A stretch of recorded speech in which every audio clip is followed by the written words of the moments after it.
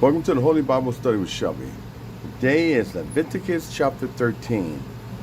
And this is titled, let me get it for you right quick.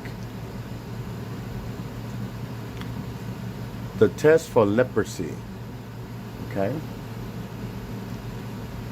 Now,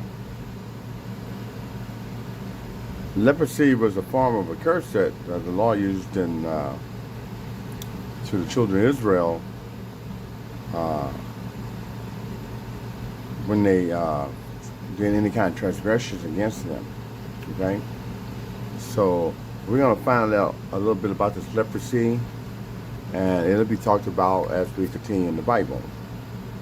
Okay, I'll let the Lord explain what leprosy is, how to identify it, what they had to do to get it resolved. Okay, all right. Before we get started, make sure you have the King James Version Bible. Men, have the family at the table, and make sure you have pen, paper, and patience. And make sure you hit the like and subscribe button. We're trying to share this word. I try to teach this in the form where a 12-year-old can get some form of idea of what's really going on in these chapters. That way, when they go and sit down with somebody cherry picking, they pretty much have questions they can ask instead of being clueless. Okay? Like I said, a 12-year-old can read my teaching and get some kind of an idea. Okay? So with that said, let's get started.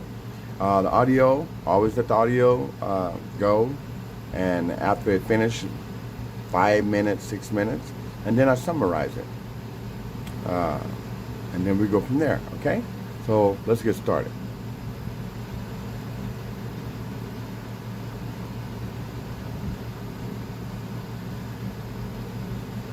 Chapter 13. And the Lord spake unto Moses and Aaron, saying, When a man shall have in the skin of his flesh a rising, a scab, or a bright spot, and it be in the skin of his flesh like the plague of leprosy, then he shall be brought unto Aaron the priest, or unto one of his sons the priests. And the priest shall look on the plague in the skin of the flesh. And when the hair in the plague is turned white, and the plague in sight be deeper than the skin of his flesh, it is a plague of leprosy, and the priest shall look on him, and pronounce him unclean. If the bright spot be white in the skin of his flesh, and in sight be not deeper than the skin, and the hair thereof be not turned white, then the priest shall shut up him that hath the plague 7 days.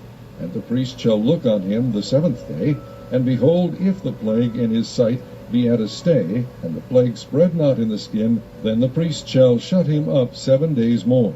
And the priest shall look on him again the 7th day, and behold, if the plague be somewhat dark, and the plague spread not in the skin, the priest shall pronounce him clean. It is but a scab, and he shall wash his clothes and be clean. But if the scab spread much abroad in the skin, after that he hath been seen of the priest for his cleansing, he shall be seen of the priest again. And if the priest see that, behold, the scab spreadeth in the skin, then the priest shall pronounce him unclean. It is a leprosy. When the plague of leprosy is in a man, then he shall be brought unto the priest. And the priest shall see him, and behold, if the rising be white in the skin, and it have turned the hair white, and there be quick raw flesh in the rising, it is an old leprosy in the skin of his flesh, and the priest shall pronounce him unclean, and shall not shut him up, for he is unclean. And if a leprosy break out abroad in the skin, and the leprosy cover all the skin of him that hath the plague from his head even to his foot, wheresoever the priest looketh, then the priest shall consider, and behold, if the leprosy have covered all his flesh, he shall pronounce him clean that hath the plague. It is all turned white, he is clean. But when raw flesh appeareth in him, he shall be unclean. And the priest shall see the raw flesh, and pronounce him to be unclean, for the raw flesh is unclean, it is a leprosy.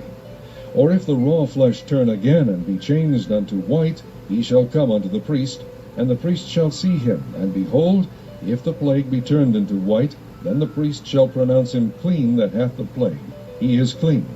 The flesh also, in which, even in the skin thereof, was a boil, and is healed, and in the place of the boil there be a white rising, or a bright spot, white and somewhat reddish, and it be shewed to the priest. And if when the priest seeth, behold, it be in sight lower than the skin, and the hair thereof be turned white, the priest shall pronounce him unclean. It is a plague of leprosy broken out of the boil.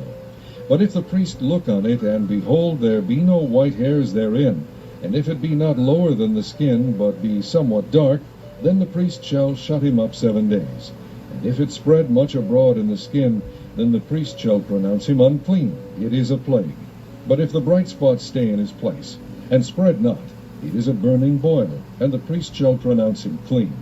Or if there be any flesh in the skin whereof there is a hot burning, and the quick flesh that burneth have a white bright spot, somewhat reddish or white, then the priest shall look upon it, and behold, if the hair in the bright spot be turned white, and it be in sight deeper than the skin, it is a leprosy broken out of the burning. Wherefore the priest shall pronounce him unclean. It is the plague of leprosy. But if the priest look on it, and behold, there be no white hair in the bright spot, and it be no lower than the other skin, but be somewhat dark, then the priest shall shut him up 7 days. And the priest shall look upon him the 7th day. And if it be spread much abroad in the skin, then the priest shall pronounce him unclean. It is the plague of leprosy. And if the bright spot stay in his place, and spread not in the skin, but it be somewhat dark, it is a rising of the burning, and the priest shall pronounce him clean, for it is an inflammation of the burning.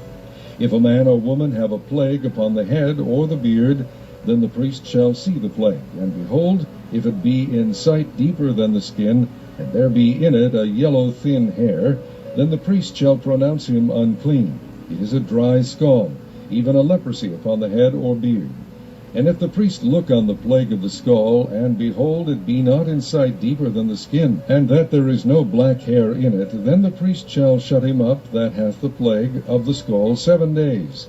And in the 7th day the priest shall look on the plague, and behold, if the skull spread not, and there be in it no yellow hair, and the skull be not in sight deeper than the skin, he shall be shaven.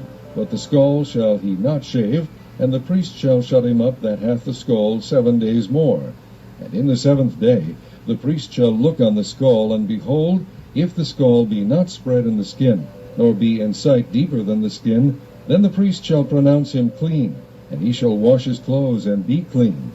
But if the skull spread much in the skin after his cleansing, then the priest shall look on him, and behold, if the skull be spread in the skin, the priest shall not seek for yellow hair.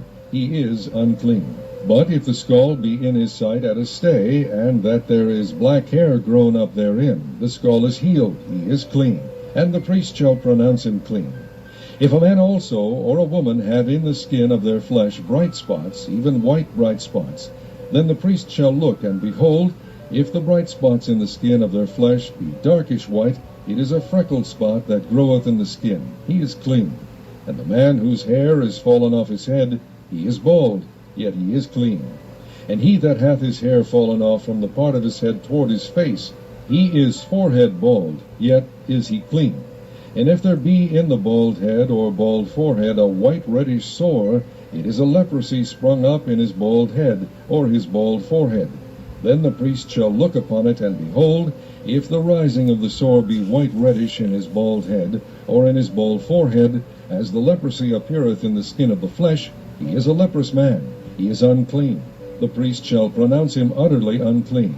His plague is in his head. And the leper in whom the plague is, his clothes shall be rent, and his head bare. And he shall put a covering upon his upper lip, and shall cry, Unclean, unclean. All the days wherein the plague shall be in him, he shall be defiled. He is unclean. He shall dwell alone. Without the camp shall his habitation be.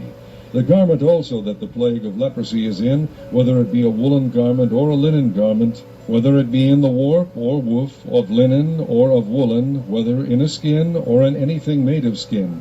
And if the plague be greenish or reddish in the garment or in the skin, either in the warp or in the woof, or in anything of skin, it is a plague of leprosy, and shall be shewed unto the priest. And the priest shall look upon the plague, and shut up it that hath the plague 7 days. And he shall look on the plague on the 7th day.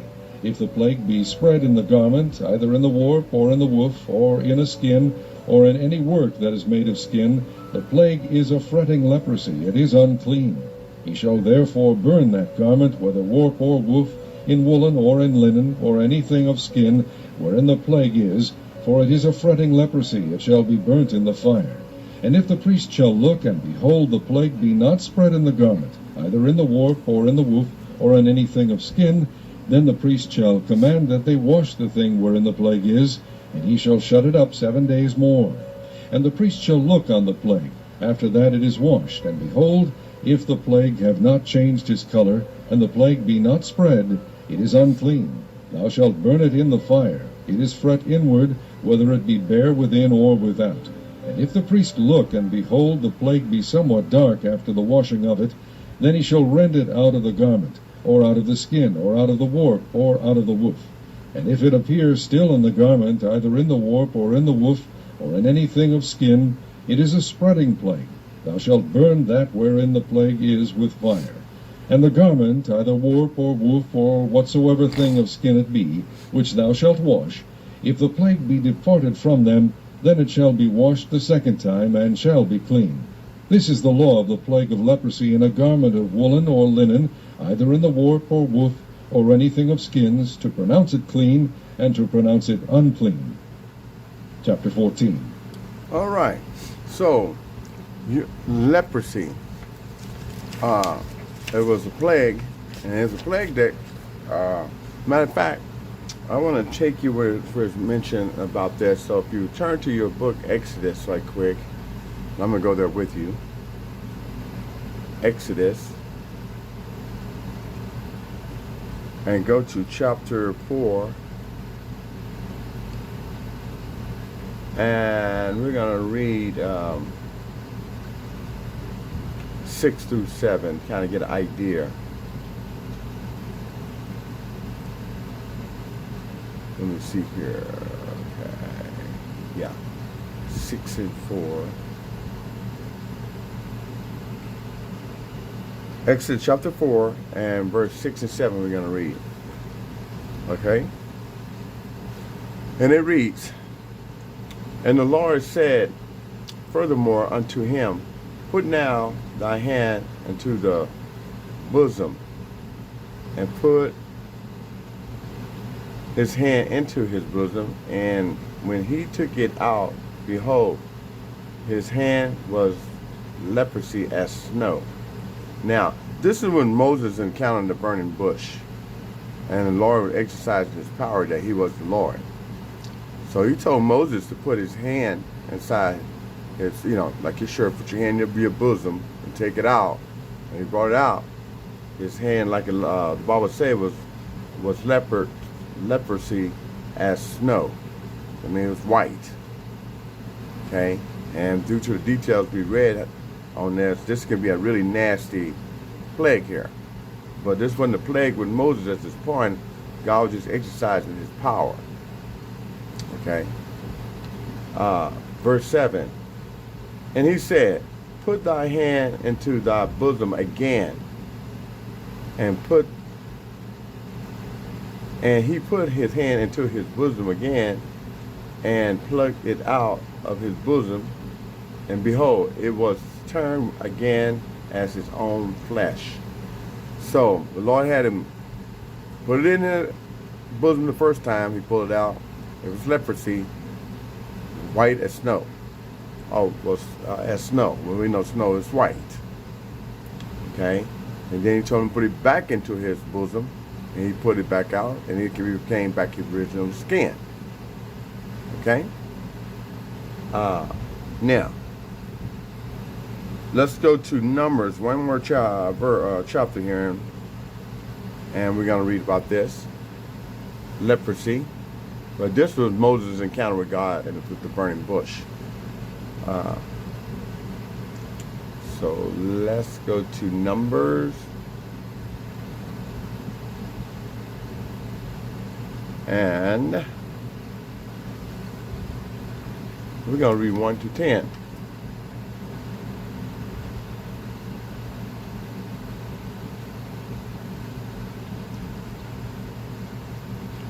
Make sure I got this right.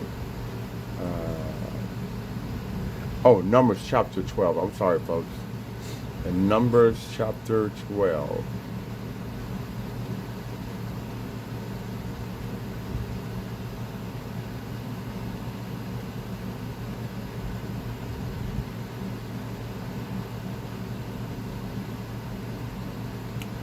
almost there. All right. Now, titles, this is the murmuring of Miriam and Aaron. Okay. This was a situation where, excuse my allergies acting up. This is where Miriam and Aaron was complaining about Moses because he married an Ethiopian woman, and they felt like they should have had the same kind of power or right to God that Moses did. And we're going to read what happened to them when they go against Moses. God didn't appreciate it. Okay? All right, verse 1. It starts. Numbers chapter 12, verse 1, and it reads, And Miriam and Aaron spake unto Moses because the Ethiopian woman whom he had married, for he had married an Ethiopian woman. She wasn't an Israelite, so they had a problem with that. Okay? Verse 2, And they said, Hath the Lord indeed spoken only by Moses? Question. Have he not spoken unto us? And the Lord heard it. Okay? The Lord can hear everything. Okay? Verse 3. Now, the man Moses was very meek above all the men which were upon the face of the earth. Okay?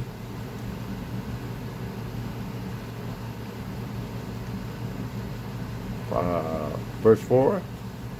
And the Lord spake suddenly unto Moses, and said unto Aaron and unto Miriam, Come out, ye three, unto the tabernacle of the congregation. And they, the three, came out. He called all three of them out. He wanted them to be right in front of him. He called Moses, Aaron, and Miriam. Miriam was Aaron's sister. Okay? Verse 5. And the Lord came down in a pillar of the cloud and stood in the door of the tabernacle. And he called Aaron and Miriam, and they both came forth.